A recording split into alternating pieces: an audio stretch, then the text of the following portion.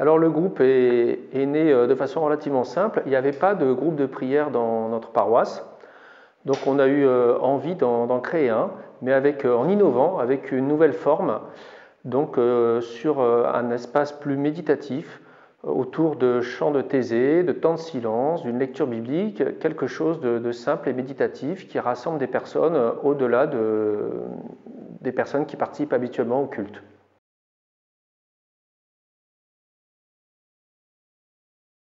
Alors, comment ça se passe? En fait, c'est assez simple. On aménage une salle pour avoir une ambiance un peu feutrée, avec des lumières sympathiques et des petites bougies, pour donner une ambiance un peu méditative. On introduit le temps par un temps d'accueil et de louange, très bref. Ensuite, on a des chants de thésée, 4 chants de thésée, qui sont des beaux chants à plusieurs voix, mais qui sont répétitifs, ce qui nous permet de nous installer dans la prière. Puis après, il y a une lecture d'un texte de l'Ancien Testament ou d'un psaume, à nouveau un chant, une lecture d'un passage biblique de l'Évangile, mais assez bref, avec un commentaire, assez bref aussi, maximum 2-3 minutes, et puis il y a un temps de silence, au moins 5 minutes, fini par le Notre Père, et à nouveau des chants de thésée. Le format dure à peu près 1 heure.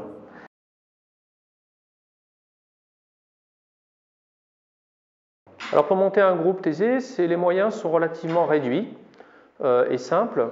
Nous sommes une équipe de 4 personnes, donc il faut un musicien, nous on a un pianiste, mais ça pourrait être un guitariste. Donc un pianiste, des chanteurs, 2 chanteurs par exemple, ou 3 chanteurs qui peuvent chanter à plusieurs voix.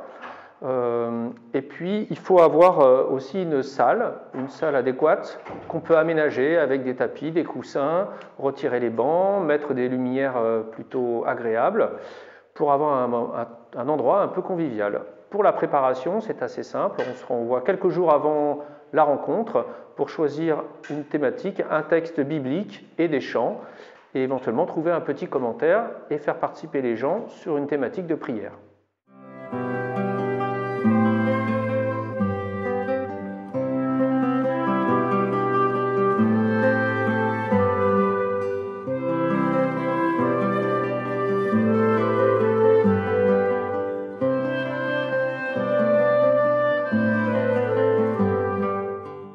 Ce temps de prière en fait répond à un nouveau besoin de spiritualité, une nouvelle forme de spiritualité, et il permet en fait d'élargir le public qui fréquente la paroisse.